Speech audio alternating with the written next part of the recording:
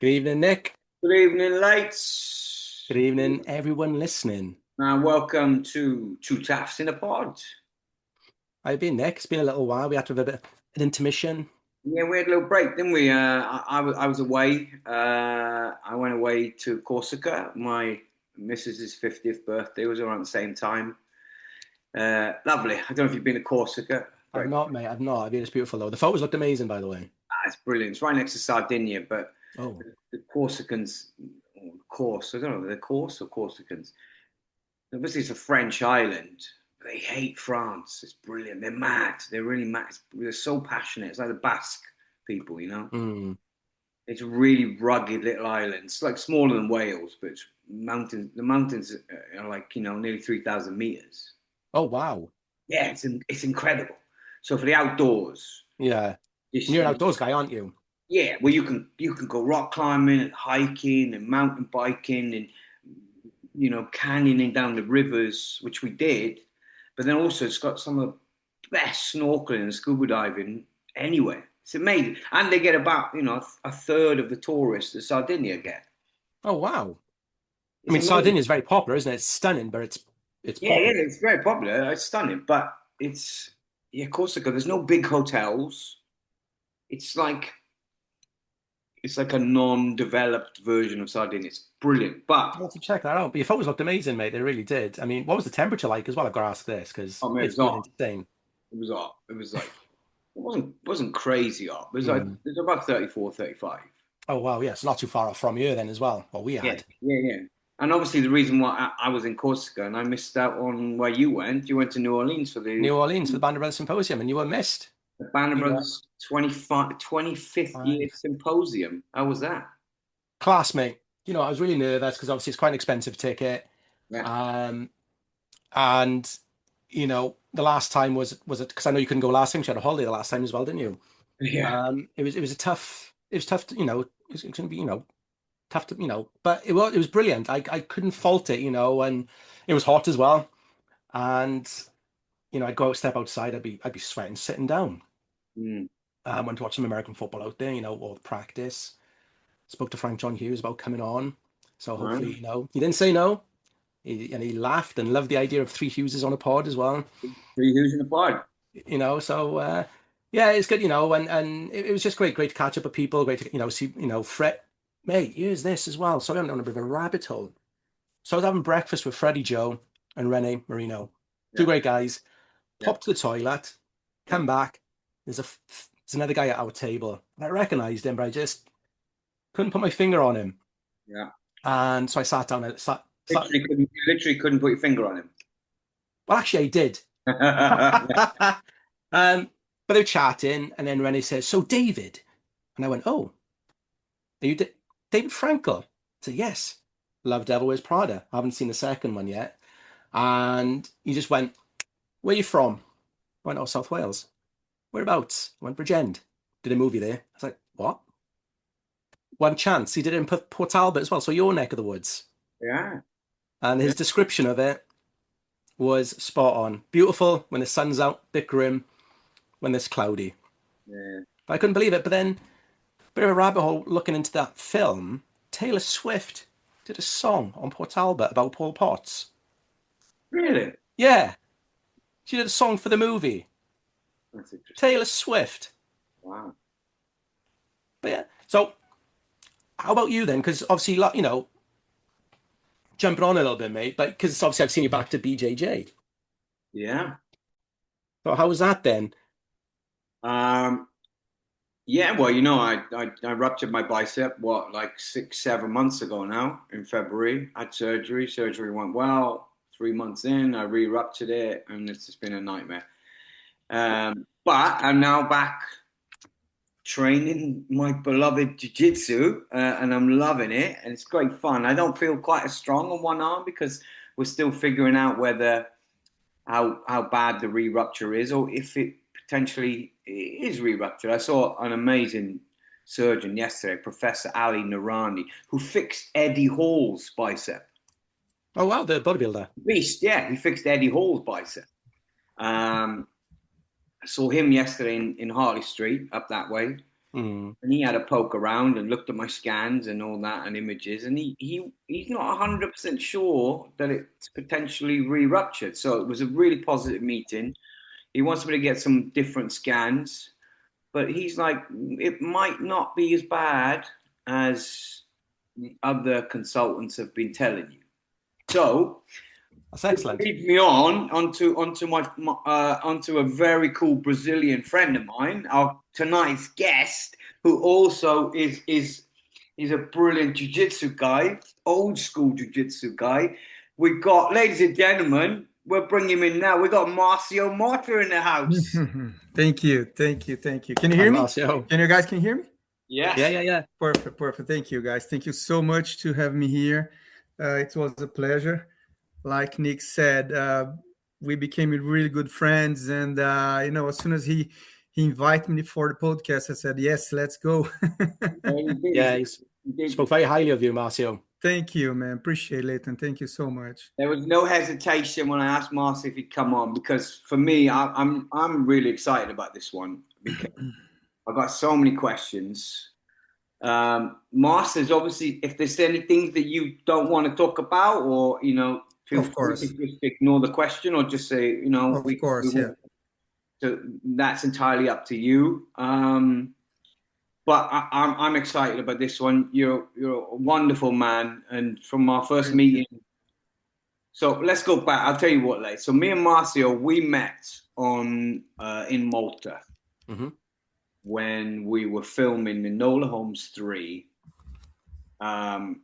My first impression. Okay, so I went into the gym one day, and I'm doing a little bit of a workout. And I see this guy kind of in the corner. He obviously doesn't look Maltese. And he's doing his workout. And I've kind of clocked him. And now knowing he's obviously spotted me. I didn't know who Marcio was. I had no idea, who Marcio was. And then I think I come down to meet Phil and his brother. Maybe Phil wasn't there just yet. I came down to meet Alex, Philip Barantini's brother, down in the lobby. We were about to go out and have some dinner. Maybe Phil wasn't there. He was still editing. And I come down, and there's the same guy sat next to Phil's brother, Alex, and it's Marcio. So then Alex introduces us. He just assumes that we know each other. He was like, oh, you know Marcio. And I'm like, no, I don't. And then I'm like, oh, shit, it's the guy from the gym. Mm-hmm. Then it turns out, then he introduces me, and he says, no, this is Marcio is Millie Bobby Brown's bodyguard. And we went out. We went to an incredible pizza restaurant, and poor Alex, me and Marcio just chatted jiu-jitsu. Yeah, all the time. We clicked straight away. Like, it was really, really crazy. So that's how I met Marcio Lates, because you probably didn't know that. No, I mean, you've mentioned Marcio quite a lot about getting him on the pod, and his background is phenomenal. Yeah. And obviously what his job is now and what he does now as a living is also phenomenal, incredible, and really interesting. So no, I didn't know that story, mate. It's actually really cool to hear that. How you guys met. Yeah. I knew Nick kind of because I knew who was gonna be on the movie, because a part of being Millie's bodyguard at Enola, they gave me also almost they had to be ahead of the whole security for the whole movie. Oh, wow. So yeah, you didn't know that, did you, Nick? Probably not. So yeah, because Millie being a part of that, so I had to be involved in everything. So I was taking care of the security for her and for all the other casts as well, everybody. So I knew when I saw you at the gym, I knew who you were. And I knew who you were, but I kind of said, man, I don't want to, he's working out. I don't want to, approach him, and Nicky, listen, Nicky looks very intimidated. Like he really kind of, like for someone that doesn't know him, he looks very intimidated. I said, listen, I don't know yet. So but it was crazy because exactly on the same night. And then we went out for a dinner on a pizza place, amazing place, isn't it? It was so warm. And man, we clicked like really, really click, and we became really good friends. That was really good. So so let's dive in. So when you go on to a movie, maybe previous people you've been bodyguarding or Millie. It doesn't matter. So when you go onto a movie, do you get a cast list Yeah. with everyone's picture? Yeah. It's so weird because Millie is the first one that I worked on the movie industry. I never my place before start working with Millie was music. It was only music. I only did music and with celebrity. But before that, I worked like several years with the Saudi royal family. That is completely different approach and different thing. So when I started work with Millie, I didn't know anything about movies, like nothing. Like I had Really? no idea really. And I loved movies. Like I love movies, I love, TV shows or that, but I had no idea about anything. So I had to learn during the process. And then I did all my research. I started doing research and talking to people and doing that. So I started working with Millie in 2000, in October 2023, more or less, when she's about to do the last season of Stranger Things. So the whole 2024, I was with her during Stranger Things. And also she did some reshooting of Electric Stage as well at the time. But I learned my way that year. I learned my way to do things. But security is it's man, it's you have the basic stuff. You have the basic what security is supposed to be. You need to know how to to protect your principal, how to protect the environment and all that. So it's just a matter of to get used to who is who, and so when you're inside the studio set, it's very environment safe. Yes. You get to know everybody. Nick knows that. It's only when you go to locations that Yes. things change. Yeah. So because Malta was was different. Millie never been to Malta. I never been to Malta. I know there were a lot of movies going on in Malta. I mean, we know that. But I flew to Malta before we went to Malta. I saw all the locations. I took pictures. I recorded everything. So I had everything planned on my mind already. Wow. So then I went there. I had a meeting with the studio security. I had a meeting with the producer. About what was going on, where the time we were supposed to be shooting, how many securities would was supposed to have and all that. So from there, then I start planning, the strategy to how we're gonna do that, and how we're gonna do with Millie, with the rest of the cast, and around. And I think it worked well. What do you think? I think it was good. It was really good. Mate, it felt great, I mean, Malta's pretty safe, so it's Pretty not like safe, yeah. it's not like we're shooting somewhere where Yeah. it could be hostile. Yeah. But I felt very safe. I felt very well taken care of, and for me, the whole thing was a really wonderful experience. It was a really good experience. It was a good set. Yeah, It was it was a good enjoyable. set. And also we were trying to protect. I mean, we knew Malta was safe, but we also tried to protect the movie with paparazzis or anyone that would leak, like anything about. Was our main concern, to not let or none of this to happen. And but yeah, I mean, it was good. I got one feeling, Marcio. This is absolutely fascinating, by the way, because this really dips into my old work. Do you engage with every hotel, every restaurant that you think you're going to go to? You're going to check CCTV, security, Yeah. But also as well, you mentioned paparazzi. That's a really interesting. How do you use mitigate against that, if that makes sense? How do you avoid coming into contact with the paparazzi? Then what is your game plan for that? Yeah, so always when you go to hotels or restaurants, I check if they have back entrance, back exit, and all that. That's first thing. Even if you have to go through the kitchen or whatever. So I always make sure with the manager or the owner that we can use that route, and try to avoid to tell as people that where we going. Just try to keep on a very short circle of people, that doesn't, leak. But sometimes it's hard. Sometimes even the restaurant itself, people from inside the restaurant leaks, the information, and then it's hard. So that's why I always have like a second route. Like normally they always on the front of the restaurant or there, and then we try to escape through the back, that if that's not possible, the only thing I can do is go outside. If I see there's paparazzi, normally I inform whatever I am with, say, listen, we have paparazzi outside. So how would you like to, now I don't want to take it. I want to go straight inside the car.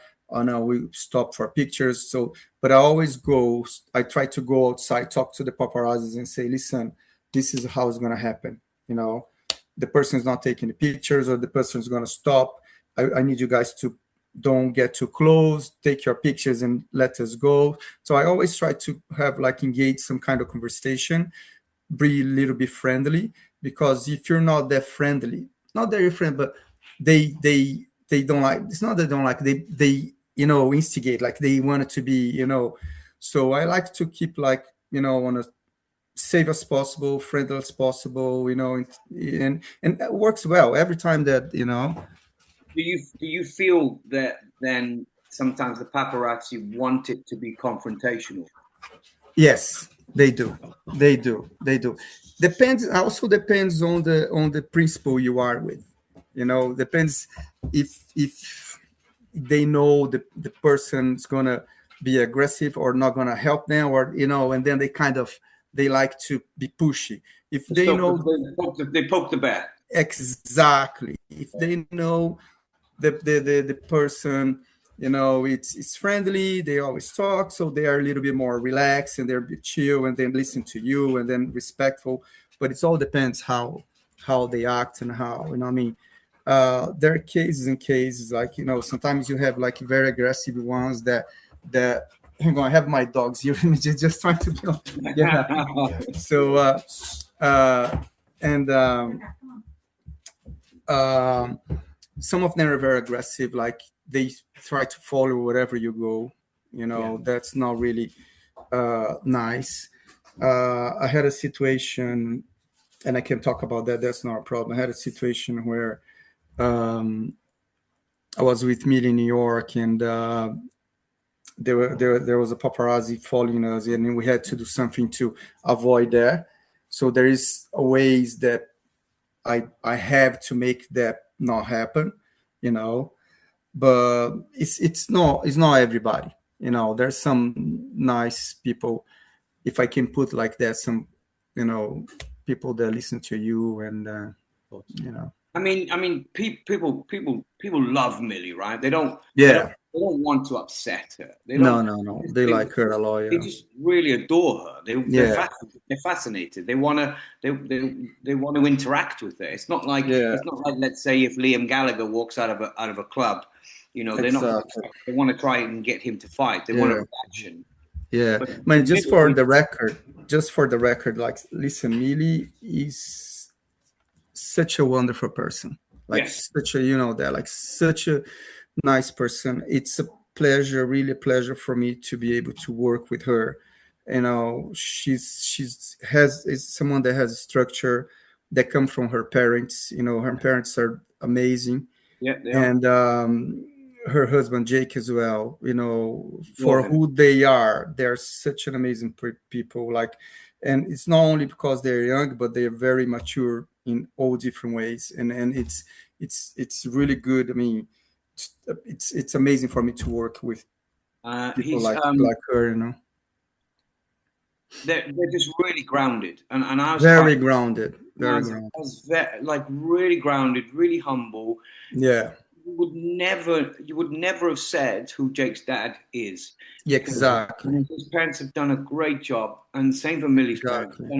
Because you can have a laugh and a joke and a chat, and just they're very famous, but so down to earth and humble. And I found it really engaging, and it just a joy to be around. They're fun. Yeah. and people sometimes they don't understand. Like Millie, it's very like um she cares a lot about people. She cares a lot, Hmm. especially kids and Yeah. stuff and animals. We know that, like, the rescue that she has and all that. But it's hard for sometimes you, let's say you're in a public place, you're in a restaurant, or she's doing shopping, or anyone just, and she has her private moment, and Yeah. especially in a minute, and someone comes and asks for a picture. It's I don't like that she takes pictures with nobody. The reason why is because if you open up for one, Yeah. Absolutely. They'll everybody come in. is gonna, oh come in, oh come in, oh come in. Then Yeah. you cannot get out, or there's no life. She can't do Yeah. what she's supposed to do. So it's my job to say no. No, Hmm. she's not taking pictures now. Da, da, da. And it's not because she doesn't want to, or because she's it's just the way it is. It's your People job. I need mean, it's to your job. It's your respect. job. Yeah, it's my job, and people need to respect that from her side as well. And for anyone, only me, like any celebrity or anyone that I mean. But she's really really nice. She's really sweetheart, like a very That's really sweetheart person. interesting, that, because like what you just said, then you do it for one, and that's got to be really hard for her as well, judging from Yeah, what you said about her personality, because yeah, sounds very kind, very loving, yeah, and adores her fans. But that's got yeah, to be really hard, and yeah, I wish fans would know that as well, because of course yeah. they want photos with her, but Exactly. Yeah, yeah, yeah. do one, other people will see that, and boom, you're Oh, surrounded. And yeah, and then you cannot say yes to one and no to another one, especially. So why? no, And so you yeah, unfortunately it has to be no for everybody, And that's got to she's be very. hard for you as well, though, It Marcio. is. It is very hard, but it is what it is. It's the job. Yeah, That's the way it's supposed to be. And you can see when we are in a premiere, or she's with fans, like she's very interact, like she talks to them. She's really open. I mean, like she's very friendly, and yeah. people needs to see that, like how the way she is, and I act is think really. I think they do. I think they do. Just judging Yeah, by the amount of people that adore her, I think people can see that she's genuine. 100%. yeah. I mean, I've not seen anything bad in the press about it at No, all. no, it's she's amazing, man. If there's anything better in the press, it's completely out of Yeah. I contest. reckon I'm gonna. This is the last thing I'm gonna say because I want to chat. Want to go back Hmm. to the start of your career. Mhm. But I reckon Millie will probably start directing. I reckon she'd be a really good director. Oh, she'll be amazing. I think she'll be an amazing director. Amazing. For what I've seen it, I think she'll be great, man. Yeah. She knows when she's in a scene, she knows what she Hmm. wants. Like she really knows, exactly what's Yeah, right for that scene, or yeah. that comes across. That comes across. Yeah. Knowing her craft.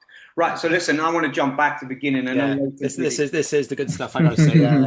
Leighton, Leighton also being an ex-military man. He's quite Mhm, excited about this. So mhm. um, we want to go back to the beginning, Marks. Right. We want to go back to, obviously, where did you grow up in Brazil? I was born in São Paulo, and then when I was 14 years old, I moved to a place called Uberlândia. It's a state of Minas Gerais. It's in the middle of Brazil. It's about 6 hours from the nearest beach, or the nearest coast in Brazil. It's a very warm place. My mom was born there. My father was Portuguese. So when he retired, then we moved to back home for my mom. So her hometown, and I probably grew up there. It was like a small to a medium city, 4 hours or 3 hours and a half from the capital of Brazil. That's Brasilia. Yeah. And I had a really really nice young years, like as a teenager and everything. Man, it's listen, it's so different from nowadays. I like when you talk about when I was young, the way we grow up on the streets, and know that it's something that never gonna come, never gonna happen again. And I think my generation, it's a very strong generation, very strong, because we were raised in a way to be strong, and at the same time be polite. Yes, sir. Yes, ma'am. You know, I always used to say to my mom, to my dad, yes, ma'am. Yes, sir. There was always that thing, you know. And and then it's when you are 18, it's mandatory that you go to the army in Brazil, unless you only have a mother, you know, Oh, your mom is a single mom, oh, wow. or you have any health issues or anything like that. But on my time, they used to take a lot more young kids than nowadays. Nowadays, it's less people in the army, especially in Brazil. But on my time, there was like, if there was like 100 kids, you know, to engage, to, you know, listen, I'm 18, I need to, probably they would say five or two. Okay, those fives, you can, you know what I mean? Like a lot would go, like a lot of people would get engaged, and not as the way it is to nowadays. So So when so when you were 18, right? You were 18. You obviously had two parents, so mhm, you were required. yeah, to go. So Yeah. where's the first? So I mean, later you probably know more about this than I I do. suppose, yeah. I mean, army. I suppose do you get the choice of your service or army, navy, air force? Yeah, normally only like Air Force or Navy in Brazil is more like for Rio, you Hmm. know, Rio or São Paulo with the Air Force. But you also could go to Brasilia, but it's normally the Navy in Brazil or the Air Force, because we have a military school, right? So normally, whatever goes to a military school when they're young, they go to Navy or to the Air Force.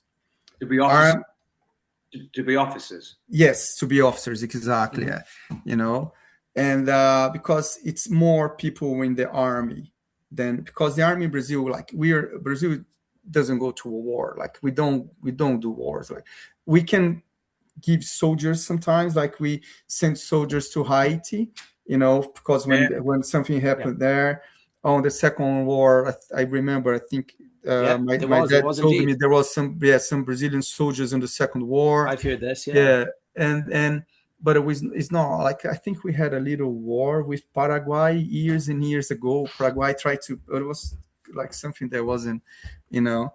But so what the army does, it's more like to have an army. Of course, you need to have an army, but it's more to do things for the civilian people, or to Yeah. help, you know, things that we can help, and that's it.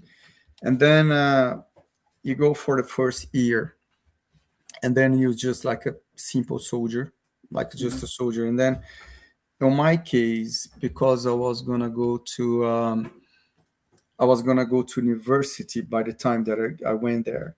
So you can choose to do like a semi-officer kind of course, and then you go from there.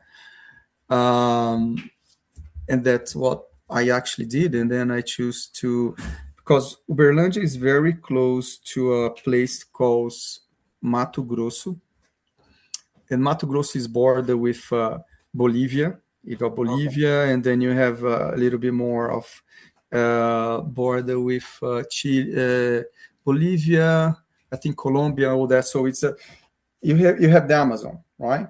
And Hmm. Mato Grosso is like a second biggest jungle in Brazil. That's Wow. border with those countries, yeah.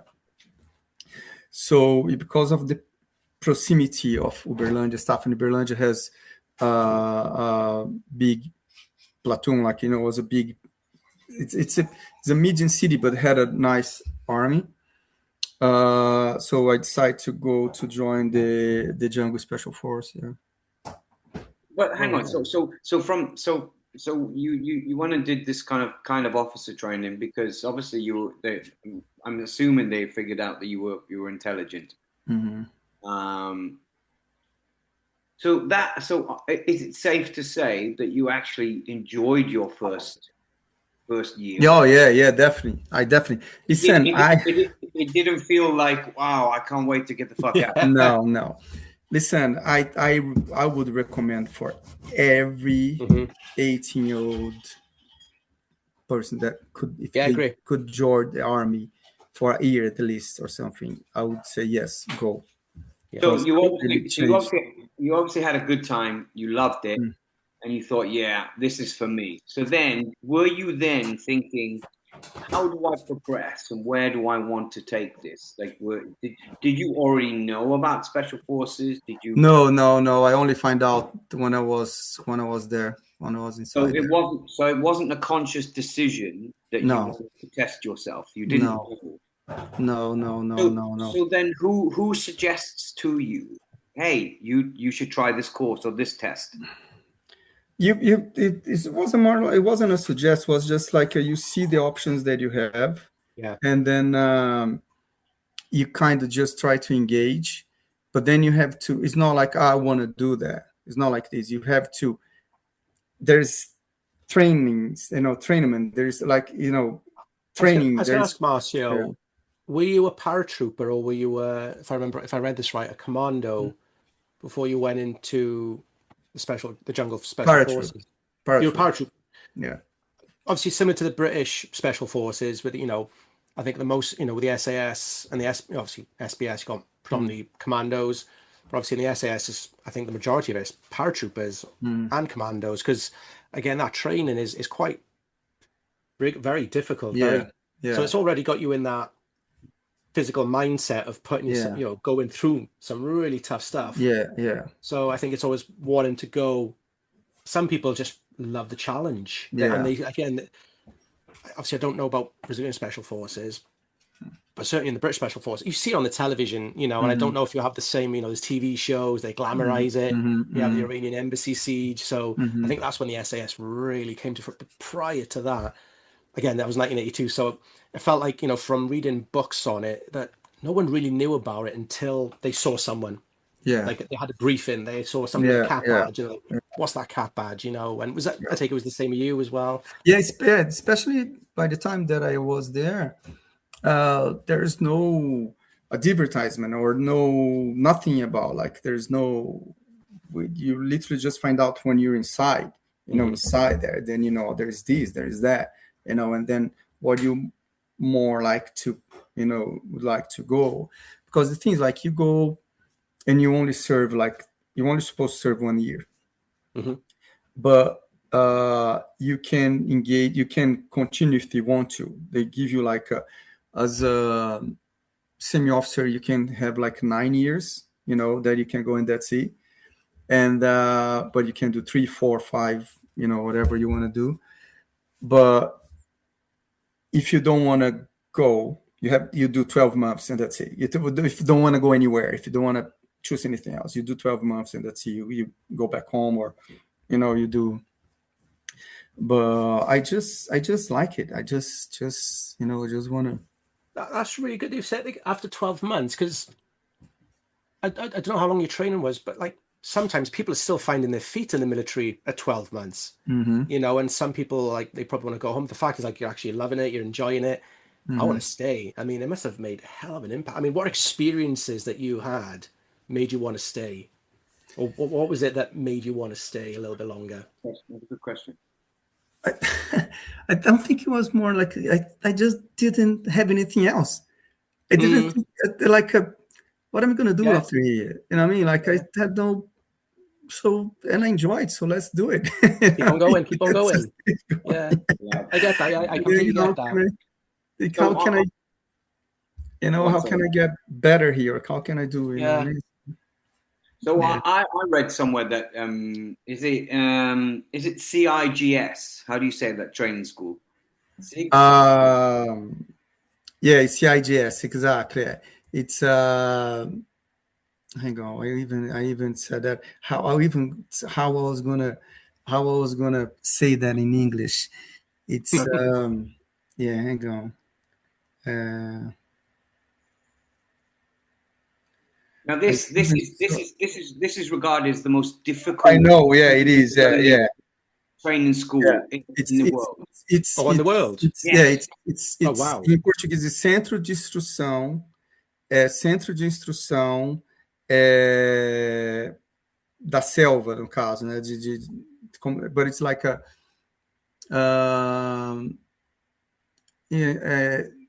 structure. It's structure of center of instruction for a jungle, course or something like that. Yeah. So it's really, really, really, really, really hard. Yeah, So I read it's the most difficult jungle training school. It's more like a training for a war in the jungle or something like that. You can put it like that. Yeah. Now, and I also read that only 6 Americans have ever passed there, like graduated. I didn't know that, to be honest. I didn't know only that. 6. Only 6. Really? Yeah. So only 6 Americans have ever graduated. Most quit. But it's really it's hard. It's just because you do the training, and then they put you in the jungle by yourself for a few days. Oh wow. Okay. Yeah, and then it's up to you. You have to understand that you don't have. It's not like today you have GPS. That was a compass, piece of map in your base things, and you have to get point A to point B. You had a few days to do that. Now, here's another thing that I read. This is great. This is big. So the reason they only give you a compass and a map is because the canopy of the jungle is so dense that sometimes a lot of phone signals and GPS don't work. So what I read, which I thought was fascinating, and we know that the SAS do jungle training, of course, but if their GPS and their comms and their signals, will go. So then they're not ready equipped maybe for that, what you guys are trained for, which is without those technical advancements. Yeah. And I thought that was so there was points, like, for example, in my time, there's no GPS. There's no GPS at all. We had radios only. So you had a point where on a map, if you could go and there will be a radio there if you need it, in case if you need it or something like that. But it's only for emergency, like only for, and sometimes, like you said, could be no signal, could be no, depends on, how was the whatever. So, but it was very interesting, very. You're in the jungle on your own, but obviously when you graduated, when you were part of the reserve, the unit, you're in a 24-man team, right? Yeah. Now, it's interesting. Yeah, this is quite an interesting angle, Nick. Yeah. Now, the reason I found this interesting, that the reason they were big teams, 24-man teams, as opposed to groups of 5 or 6 like the SAS do, the reason they were 24-man teams was because even with heavy casualties, they were still quite a large unit. And they could still carry on their they can still function effectively or be operational. Yeah, and still cover long distances and survive for longer because they weren't such a small unit. Yeah, and also it's like you said, there is no war. So what the unit was more like, it's to protect the borders of Brazil, especially against the cartels. I mean, that was the main. Cartels, drug cartels. That was the main thing, So was all like you had for example, you had the info from our federal police, let's say like FBI in US, and then they knew that they would try to smuggle, that kind of drug or whatever during that period of time, whatever so that's when the unit would jump in and yeah. So and I'm assuming that the cartel, the drug smugglers were obviously heavily armed also. Oh yeah, definitely heavily armed. Yeah, definitely heavily armed. So I suppose, Marcio, then within that 24-man patrol, what was your role? Were you a specialist? What was your was there a specialization for yourself? No, we all had the same training. We all had the Hmm. same. All depends on the mission we had, and Hmm. which kind of position Yeah. would have or will take, or and that's or more or less like used to be. Interchangeable as well, I suppose you Of could course, say. that Yeah. changed. Of course, we had an officer commander. You had Hmm. officer in command and all that. You had the radio person. You had all that.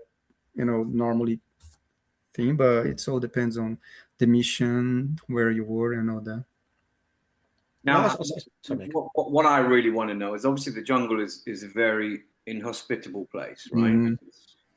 I've never been in a jungle, Hmm. and I think I would shit my pants. Um, because you've not only got like snakes and spiders or Hmm. fucking frogs, you've also Hmm. got, I'm assuming you've got jaguars or leopards Oh or something. yeah, yeah. You have definitely, yeah. We have jaguars, you have leopards, yeah. Jaguars, what they call them, onça, right? Yeah, onça, exactly. Yeah. Now, I mean, did you ever come across a jaguar? No, I mean we saw where they do the training. They have their own cages and stuff. Some of them are very friendly, so you play with them. You kind of have some contact, whatever. But um, I thanks God I never encounter. You heard them, you heard Wow, them from God far. alive. You can, Yeah. yeah, you can wow. hear them. Yeah, you can, yeah, but never ever. Thanks I mean, God. how do you protect yourself on the? Sorry, Nick. Like, No, no, go. yeah, that's a really great question. That's a really good angle, actually. It's like, how do you protect yourself while you're out on patrol, or when Man, you're setting up a it, bivouac, and it's night. How do you protect yourselves? there's no, to be honest with you, there's no like, oh, you do that or do this. Of course, you have to be on guard, but it doesn't matter. You can go on a tree or whatever. They would go as well. Like Oh my there's, God. have you seen Yeah. those? Have you seen of them killing a crocodile, alligator on the river? Well, they Have you take it up ever a seen tree. that? Yeah. Yeah, they jump in the water to hunt an alligator, and they take the alligator from water to the ground. That's how strong they are, and how they're not afraid of anything. Wow.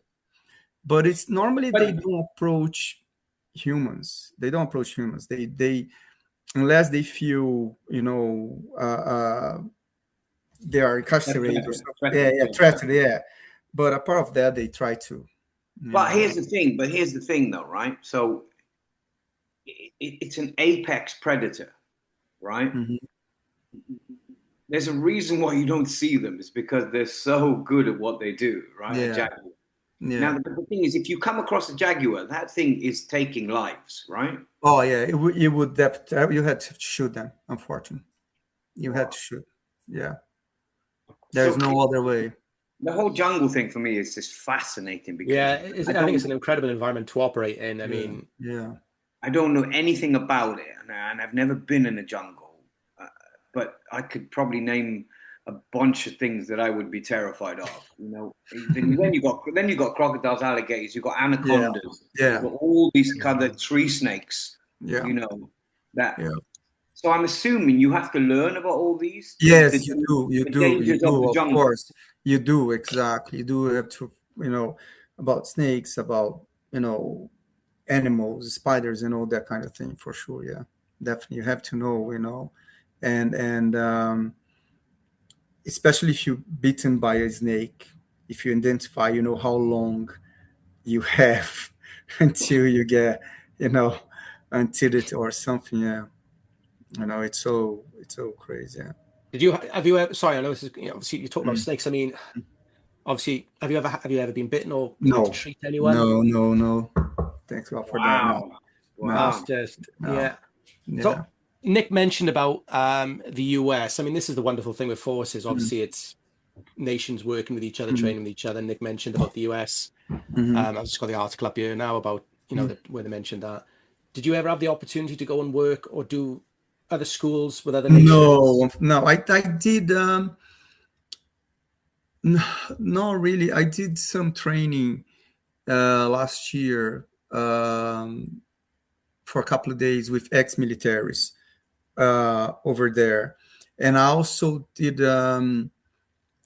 When was it? Last February now in Brazil. Actually, I did some training with the Israeli army. Like there was 3 officers from the Israeli army that we did the training for 4 days.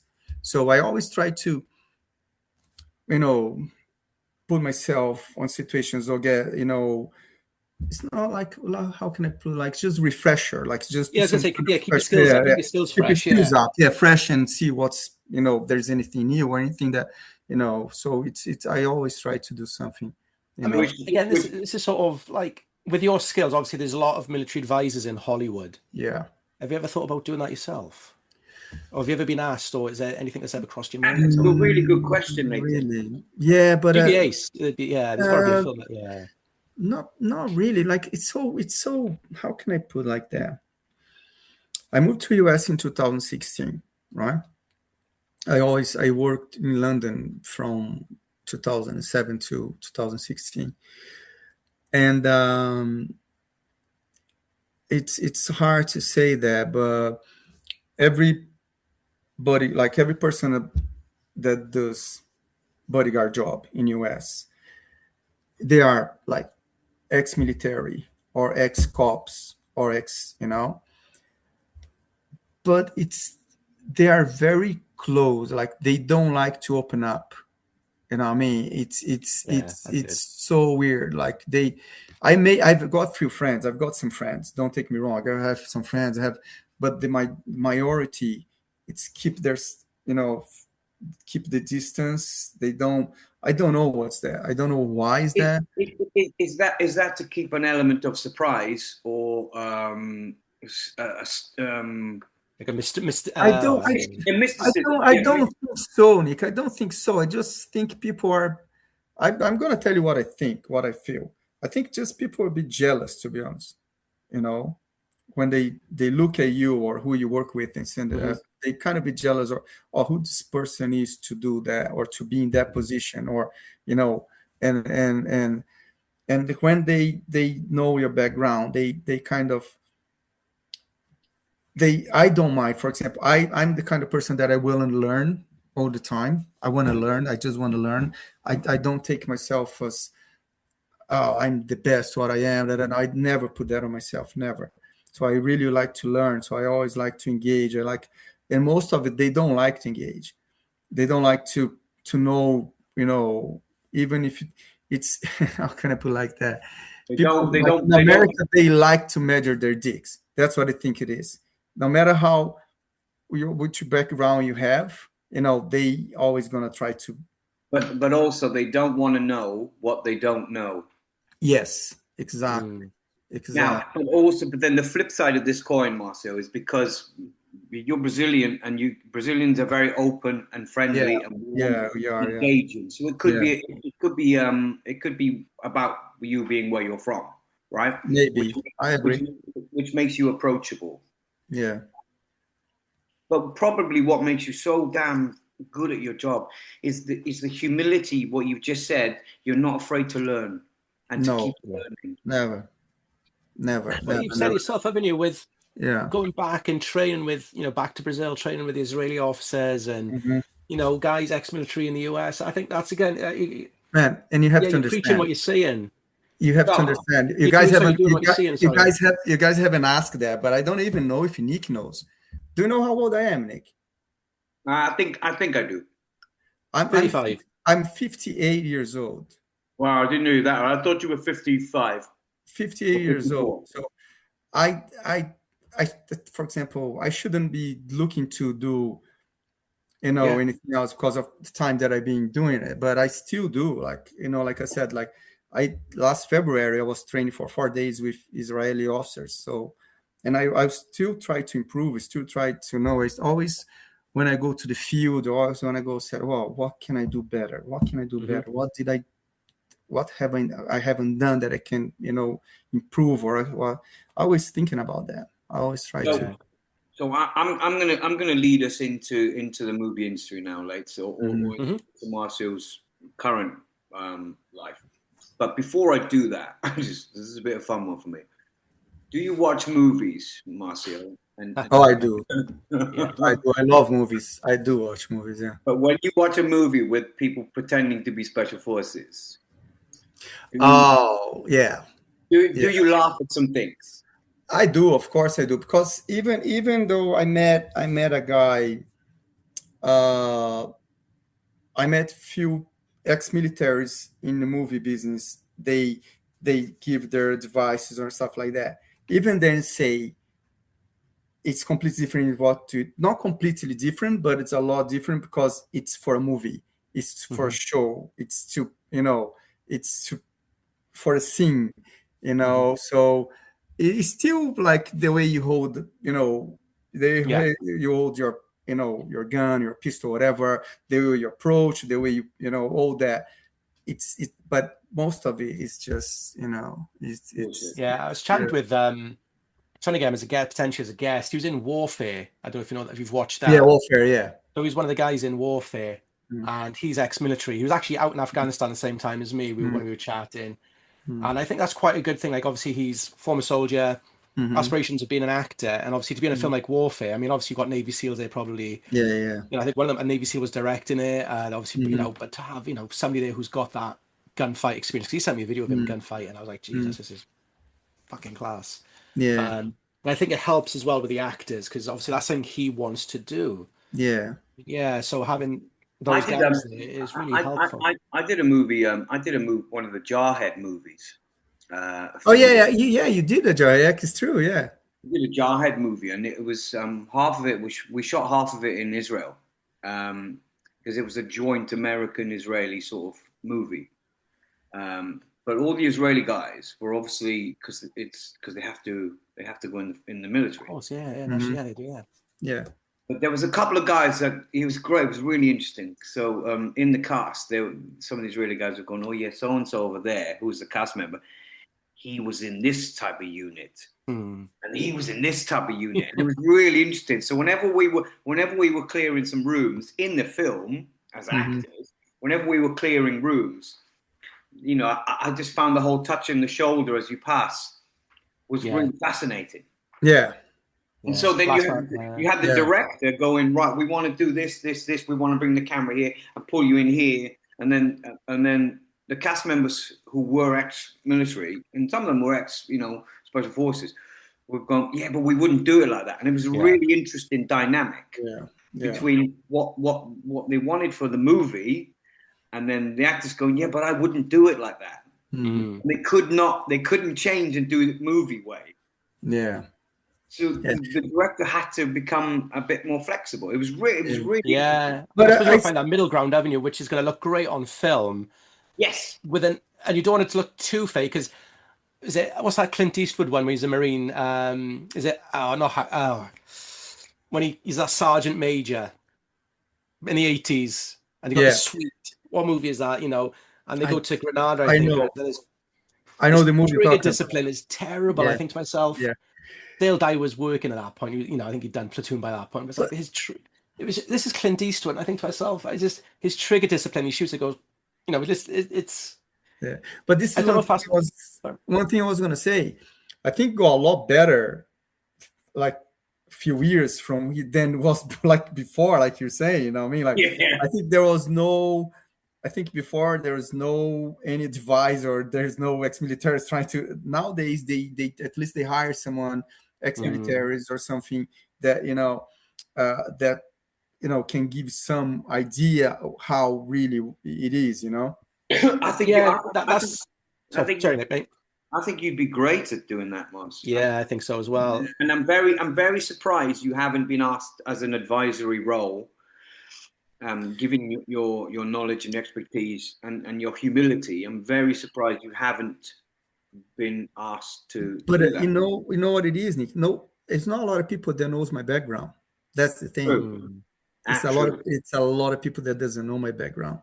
True. It's very few that knows. So and I'm not the kind of person that likes to. I'm not showing off. I don't like showing off. I like to do my job hmm and do the way. I'm not gonna come to set or a movie set or whatever and say, oh, that's wrong, that's right, whatever. If there's someone there to do that, that's not my position hmm to do that. I'm there to do something else. Yeah. If someone wants my advice or something like that, then it's a different thing. I did I was fortunately like uh, the stuntman supervisor for Stranger Things, the director of the stuntmen and stuff, he find out about my background, and he said, "Oh, would really like when I was with Millie." He said, "I really like to have one of our scenes, like just to be part of it and stuff." I said, "Oh man, it's just." And then I think he spoke to the directors and said, "Oh, let's do something that's gonna surprise Millie as well." And then last week of the shooting, I think it was last week or last 2 weeks of the shooting of Stranger Things, Millie was off for one day, and they said, "Can you come here this day?" I said, "Yeah, I can go. It's no problem."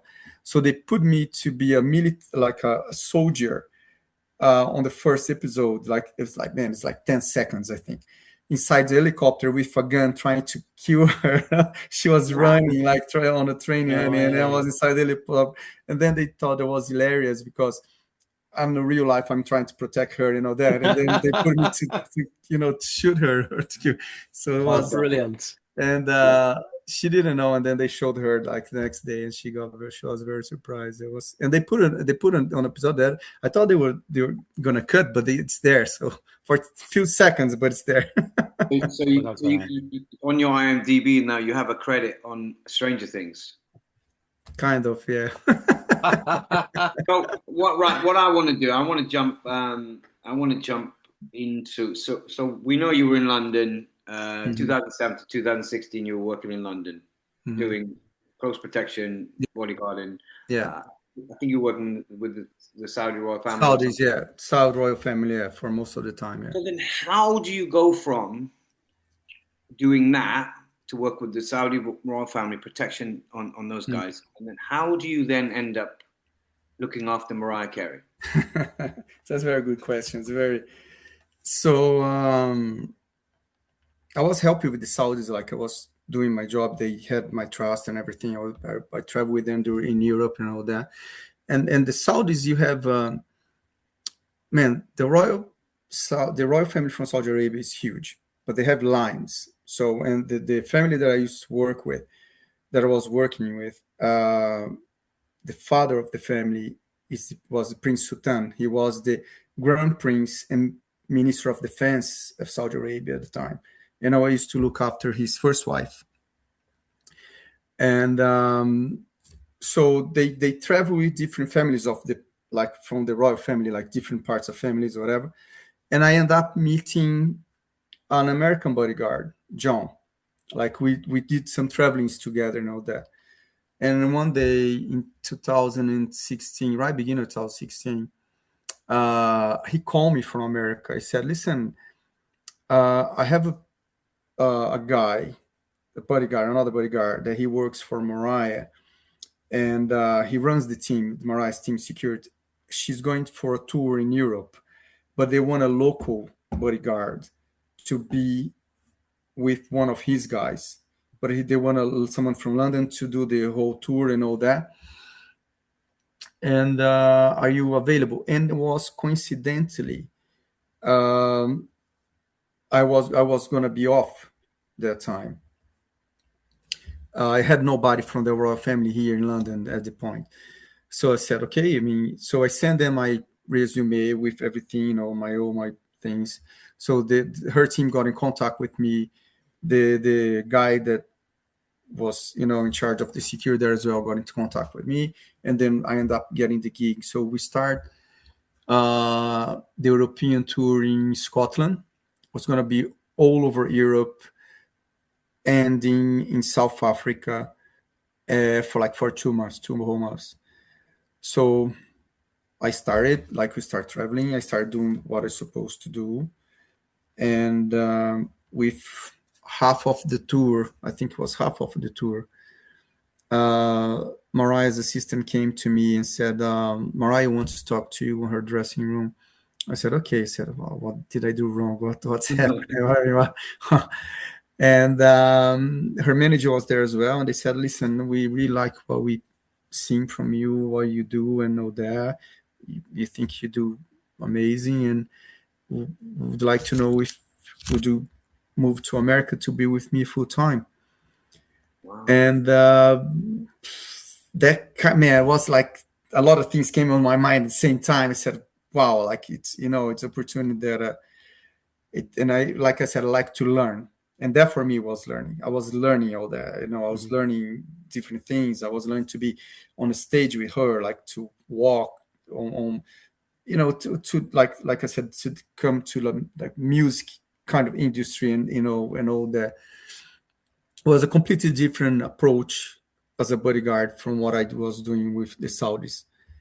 So I said, oh, okay. I mean, let me find out how can we do that. Let me find out how can I go on a legal way, like in working the way it's supposed to be. And she said, no, do what I have to do. I will, I'll help you with documents or whatever. Anyway, so I hired an American lawyer that he had an office in London, and he came to me and said, listen, the only way for you to work in America, that you need to apply for O1 visa. Yeah. O1 visa, it's only for special. I had one. Yeah. Yes, exactly. You have to be someone like Nick, or you have to be someone like special abilities, to have that. On my kind of field, I had to prove that I was one of the best to be able to go there. So I had to got a file like this with recommendation letters, all my certificates, all my training, all my everything that was possible. And then I remember that I went to the. But that's only a 3-year visa, though. A 3-year visa, exactly. 3-year visa, yeah. And on my case, it was worst because when I got the visa, and I remember that I went to the interview after, because they do a petition first, goes to America, come back to the petition is approved, you can go to the embassy, do an interview. So they put him in a room. A guy sat next to me and said, first question, what makes you be better than any special agent or any ex-military or anyone that I have in US? Why I'm going to allow you to go and take one place of one of my, first. I said, listen, I can probably be what I have, my training, everything probably is the same or any one of your guys or whatever, but she wants me. She doesn't want none of you guys. She wants me to be there with her because I work with her. And we kind of, came back and forth and then he said, okay, yeah, I'm going to, give you the visa, approve the visa, blah, blah, blah. And on my case, it was bad because as a Brazilian, you have 3 years, right? But on my case as Brazilian, they only give me like a 3 months stamp on my passport. So I could be in America 3 years straight. But if I travel, I could only travel coming back and forth only for 3 months. So, and Mariah used to travel a lot. So every 3 months, I had to come back to London and get another stamp, get another stamp. I have so many stamps. By the time, like, everybody in American Embassy knew who I am. Everybody knew, like, when I was together, there was like, people was even asking questions about me anymore. They was asking questions about Mariah or, I remember that I got one guy, when you go to the window and there was a guy there. I think he was very fan of Mariah Carey. When he saw my file and everything, he started asking questions about her. Like I said, man, I can't do that. I can't say anything. Like I can't. Anyway, and then I renew, not for another 3 years. And then when I apply for my green card, then I got the green card. But that's what took me to America, and. And then you were with Mariah for how long? From 2016 until 2023. Oh, wow. September 2023, yeah. Or August 2023, yeah. I suppose how the question is, I know, how did it come to then Millie Bobby Brown? How did that how did it happen? I used to work like endless with Mariah. I had no time for myself. I had nothing. I had just, working. And that's hard. Yeah, and then Mariah's kids was very big fan of Millie because of Stranger Things and all that, and they really wants to meet Millie. And then I think Mariah, they kind of, between then they arranged the meeting, and then that's when I end up meeting Millie as well, and then I became friends with her dad and her parents and her and all that. So I knew her when I was working with Mariah. So when I left Mariah, uh, I gave Bob a call. That's Millie's dad, and then said, "Listen, I'm free if you know anything, or if you." And then they called me, and then yes, they gave me a chance. Brilliant. They gave me a chance to be with her, and then it was amazing for me. I love it. She's one of the best persons that I could ever work with. Nice. But after you left Mariah, wasn't there a short Oh period? yeah, there was a short period I worked with Nicolas Cage. Oh wow, Yeah, love that guy. yeah, I worked with Nicolas Cage. Yeah, His that movies in the 90s. I don't know about you, Nick. after Mariah, between Millie, I worked with him for Wow. like a month and a half or something. Yeah, He in lives in LA. England, doesn't he? Or he did live in England. No, he lived in England. Now he lives in he live in between Vegas and LA. Oh Yeah, wow. amazing person as well. Amazing guy. Yeah, a friend of Very mine. very He's polite. Very nice. Yeah. yeah. A friend of mine has worked on. Is it Lord of War 2 with him? Mm-hmm. He's a costume Mm-hmm. guy. So he does, and he wants to help Nick out, by the way, with his short. And he said he was brilliant, utterly brilliant. Yeah, brilliant. Like a amazing actor. Very dedicated to his work. Very. It was really very good to work that time with him. And but my goal was to work with Millie. Like I really want to work with Millie, like because of her parents and all that. Hmm. So I was really the structure and all that. And I remember I was with Millie. I actually told that Jake like recently. I was in London with Millie already, start shooting Enola Holmes 3, and I had a call from Nicolas Cage because he was going to shoot a movie in Atlanta with Christian Bale. They did Aiden, yeah, the coach, the NFL coach. And he gave me a call, said, "Oh, I'm going to Atlanta to shoot a movie. Really like you to be with me." I said, "Man, I'm sorry. I'm busy. I'm very busy." And then, yeah, but I would So, do. have you ever thought about setting up like your own sort of unit of, Nick, people ask me that a lot, and man, it's hard in terms of when you do that, right? So people would expect to have someone like me, or it's going to Hmm. be would be my name on the team or something like that. For more than you train someone, for more than you pass all your knowledge and everything, it's very hard for you to get someone to work the way you work. Sometimes you can Yeah. get even someone work even better than you. Don't take me wrong.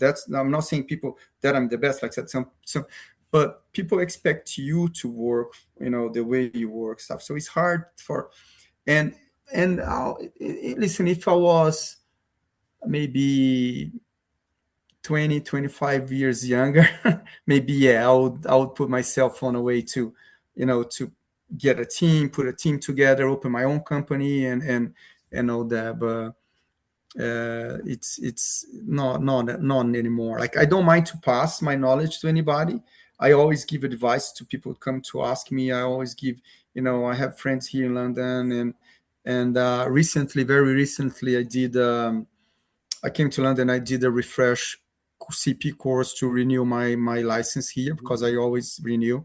I always keep my license update. So, and I met few other people on the field as well, and I always like to give you any advice if they want to listen or whatever.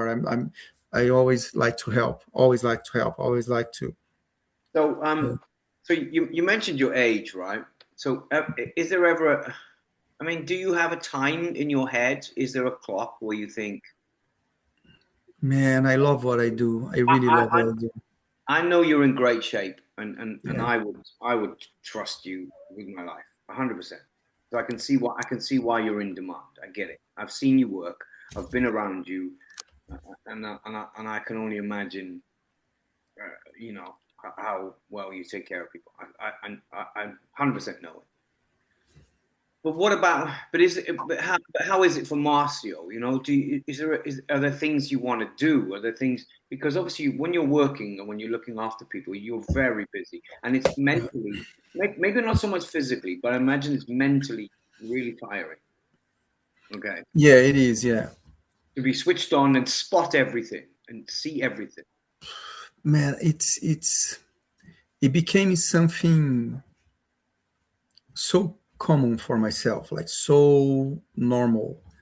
It's people ask me that question sometimes, and I said it's I just I just switch. It's very very easy for me to switch and to but I really like to do my work, do what I'm supposed to do, and come back to my own world, come back Yeah. to my own self, to Hmm. help myself grounded, help myself, my feet on the ground, Yeah. knowing who I am and what I do, and because like that, like especially work with celebrities in a movie, it's like you're full of glamour everywhere, people, famous people, all that and that, but it's not my world.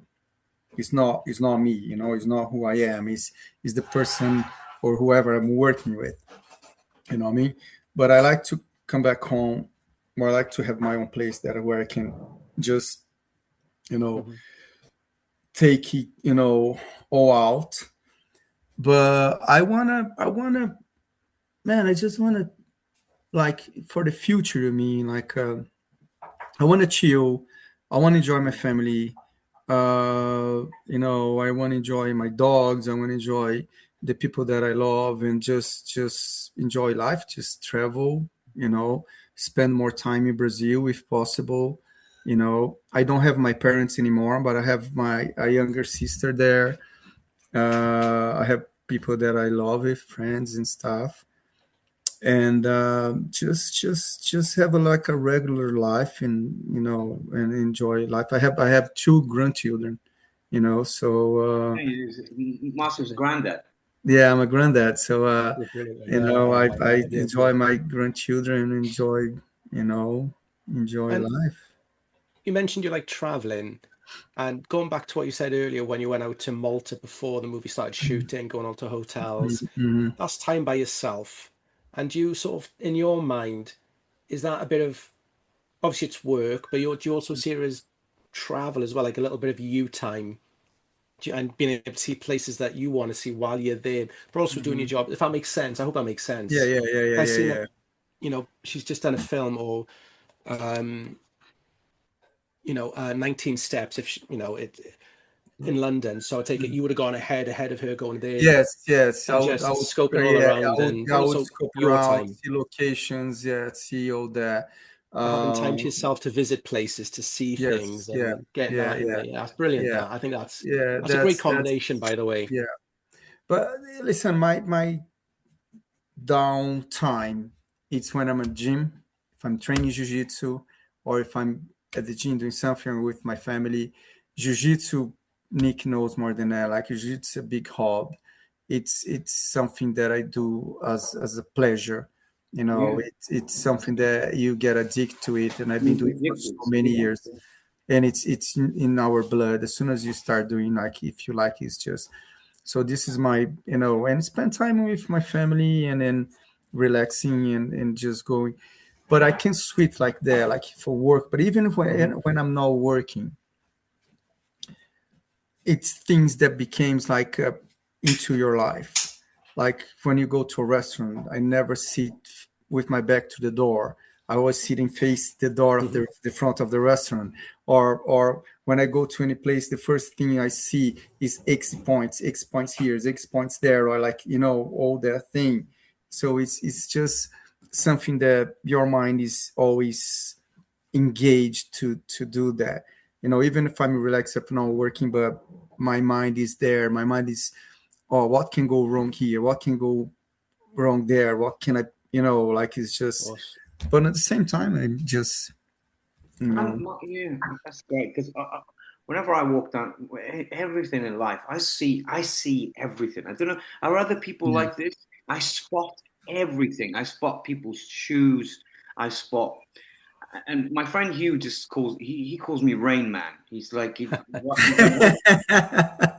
We should go to a casino together then. I have a bit of a photographic memory, and uh, he's like, what? He's like, why can't you? He's like, and he'll ask me a random question, going, "Did you see that guy we just walked past?" And I'll be like, "Yeah, I'll tell you what jacket he was wearing. I'll tell you what shoes. I'll tell you what. I'll even tell you what phone he had." And I just can't switch it off. Yeah. I just constantly, and I think it must be some. It's just how my brain is, I guess. But Yeah. I can't just walk down a street and not observe. Yeah. You know? It's the same. Like when I go to a place, we were recently in one place, and it's just the way, like, I count, for example, uh, the distance from where from inside the house until we get to the garage, how long it's going to take if something happened to get to the garage, to get to the car, to move here from here to go there. Or for example, I always try to, there's things that you do, like if you go to a place, what's the closest hospital, how long you take to get to the hospital, how long you get to the emergency to get to you, you know what I mean, how all those kind of things, what's the, things that stays in your mind.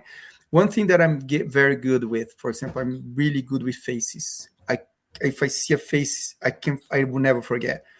I'm bad with names, to remember names, so I have to put names together with something. I have to kind of make a connection. the connections, But faces, man, if I see a face, I can see a face in 20 years. I know who this person is. I know where I met that person. I know, you know what I mean? Like I know exactly who it's that's something that So talking about that then, about recognizing faces, my dog spotted a fox. So talking about recognizing faces, which is obviously really helpful for your line of work, because I'm assuming there are some crazies out there, right? Oh, very clear. A lot of crazies. Yeah, a lot of crazy people. Is it safe to say that the majority of crazies don't want to do crazy shit? They're just excited. Yeah, I agree with you. I agree.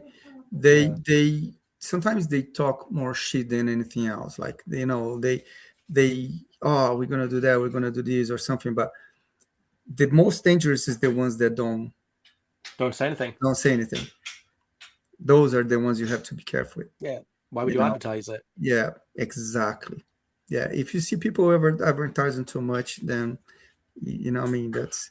But if you see someone that's not advertising, you can see person that's that's the scary one that you have to be. I think it's the ones who do shout about it. They just want to be seen. Yeah. That's all they want to do. They want to be seen. They want to make a cause distress. They don't. Yeah. Yeah. Like I said, they don't. Well, I mean, that's just basic dog psychology, right? The dog barking is the one that's not going to bite. Yeah. Mm-hmm. It's the quiet dog. It's the same in a fight. If you see, if anyone wants a confrontation, wants a fight, the one that's shouting the loudest and making a big scene, he's not the one you need to worry about. Because he can't fight. Yeah, someone that if you see someone like getting away or trying to avoid something like that, that's the one you have to be careful with, because everyone knows things like exactly like you said, the one that barks too much or shouts or that one is the one that's not gonna do anything. You don't need to worry about. And sometimes it's just but you've seen, like, for example, if you see the history, if you get the biggest killers in our time, whatever, they were very quiet. They were very quiet. They didn't make, like, what I mean, like, there is not someone that you would say, oh, that's I knew that person was a killer, or I knew that person was. You don't. John Wayne Gacy. I mean, Ted Bundy. The what's his name? Mark Chapman, who killed John Lennon. They didn't shout about it. They just nothing. They just did it. They came across like a completely different person. Certainly, John Wayne Gacy and Ted Bundy.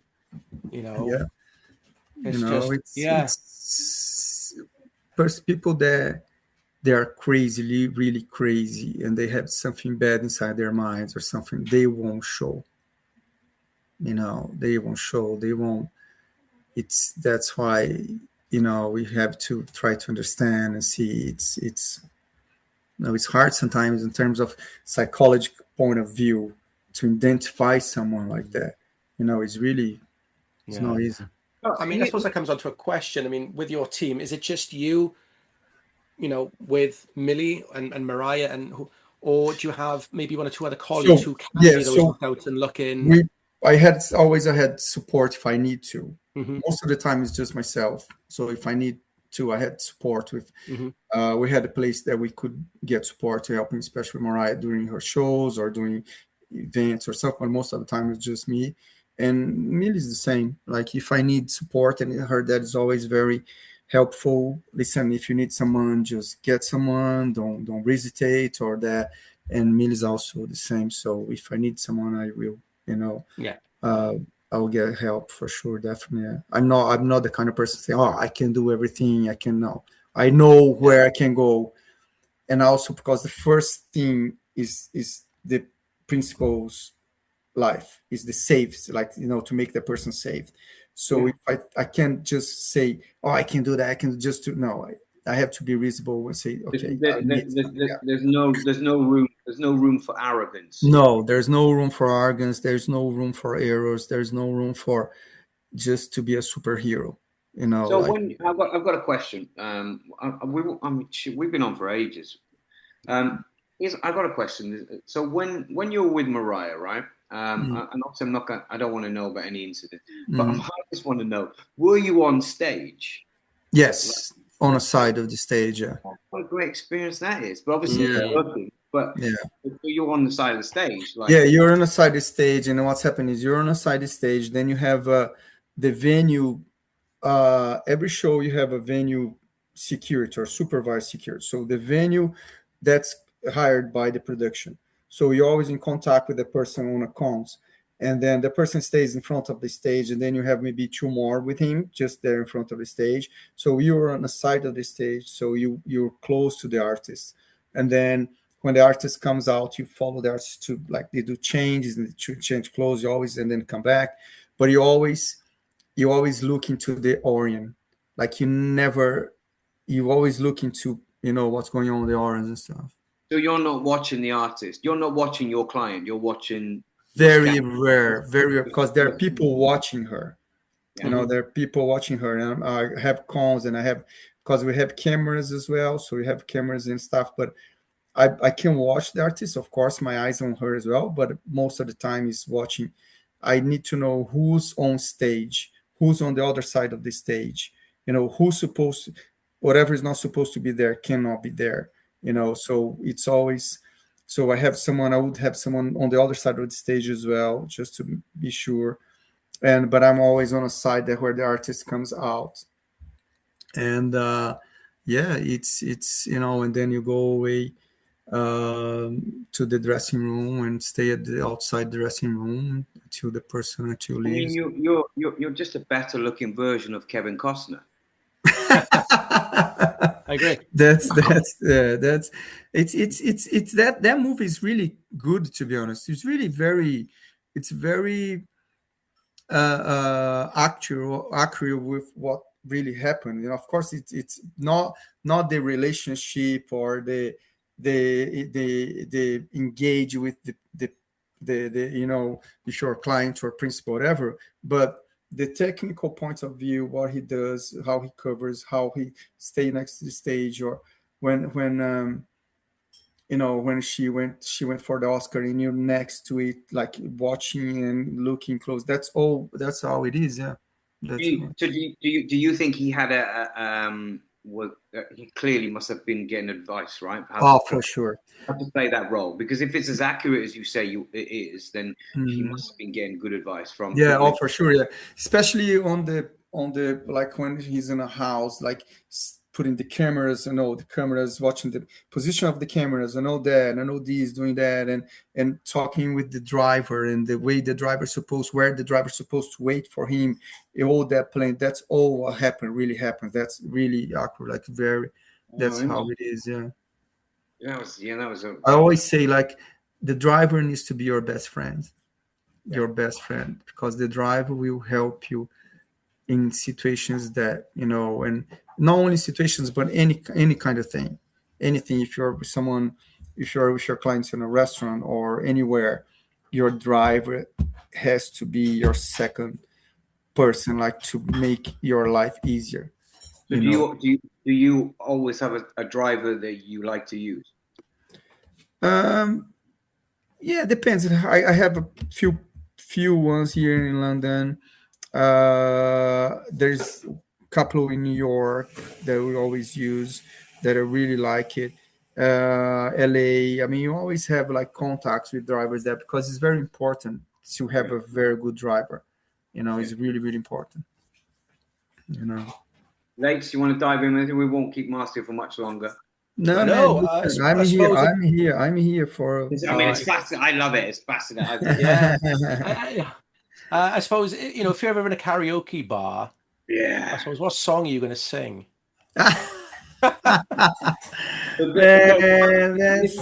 This is a question this is a question we ask all our guests. So if you're going into a karaoke bar and you have to sing a song, what do you think? Oh man. I got a new one as well, by the way, Nick. I never thought about that because I'm a horrible singer, so I never thought about. You have to. There's a gun to your head, and you have to sing a song. I love Linkin Park, so it could be a song for Linkin Park. So you're singing a Linkin Park song. You're going to karaoke. Yeah, when I'm training. Yeah, man, I love Linkin Park and all that. So it'll be a Linkin Park song, even if I couldn't, but it's something that So here's another fun question we like to ask people. Who are you? Who's going to play you in a movie about your life? Oh, that's a new one, Nick. I'm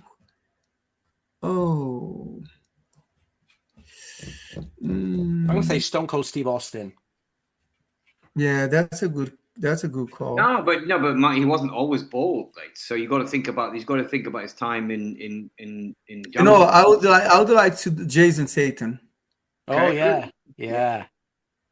Jason Statham.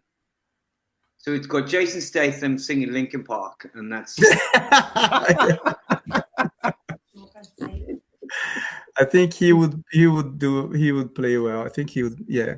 I mean, he's obsessed with he loves jiu-jitsu also. Yeah. He loves jiu-jitsu, yeah. You know what, the person that's obsessed with jiu-jitsu and trains he teaches a son of one of friends of my sons, Tom Hardy. Yeah, yes, Tom Hardy. He's a friend of mine. He's a friend of mine. Yeah, exactly. Yeah, he's obsessed. He's obsessed with jiu-jitsu. Yeah. He's about jiu-jitsu. He did a tournament up in Wolverhampton, didn't he? He fought in a tournament yeah. He's done quite a few tournaments. He's a good guy. Yeah. Very good guy. I've heard. I haven't met him, but I heard he's a really good guy. I haven't met him. Yeah, I haven't met him. You'd like him, Marcio. You'd get on with him. Oh, nice. That's good. He's a good guy. He's one of the good ones. I'm a big fan of him. I really like him. Yeah. He's a good actor. He's a solid actor. Maybe him and Millie will work together. I love the. It's gonna come second season of Mobland. Yes. Oh man, that's a show. You like that show? I like that show. Yeah. Oh, I've just remembered there was a question I wanted to ask. So, whenever you're working, are you required to live really nearby? No, not really. No. Not really. For example, when let's say Jake and Millie are at home, are you then? Do you have to live within a certain distance when you're not? Not necessary. No. Okay. I try to. I mean, coincidentally, we're closer. But for example, let's say in another way. Let's say we're traveling. They go to a hotel. Yeah. My room, if possible, needs to be next to her. Mm-hmm. Oh, wow. Yeah. You know what I mean? Next to her. So any clients like that I have. If we're traveling or something, I need to know my room needs to be close to her because I would do. By the time I will know all the way out of the hotel, or how long it take us to whatever level we are to go down, how long it take to do that, how long, I would scan all that. So my room would have to be preferable next to hers. Amazing. Phenomenal. Yeah. Lates, you got anything you want to add? Because I don't want to keep. No, mate. No, I utterly fascinating. Absolutely, to speak not only with somebody from the Brazilian Special Forces, but also a celebrity bodyguard. just a wonderful, fascinating, and a very, he's a wonderful man. Man, I appreciate you guys so much. It was a pleasure to meet you, Leighton. I can see You that too, mate. Yeah, no, Nick's we'll spoken really definitely highly of go you. very well as well. And I mean, Nick is such a good friend, man. Mm. So it's a pleasure to be with you guys. Appreciate it a lot. I'm really glad I met you, and I'm very happy that you're in my circle. Me too.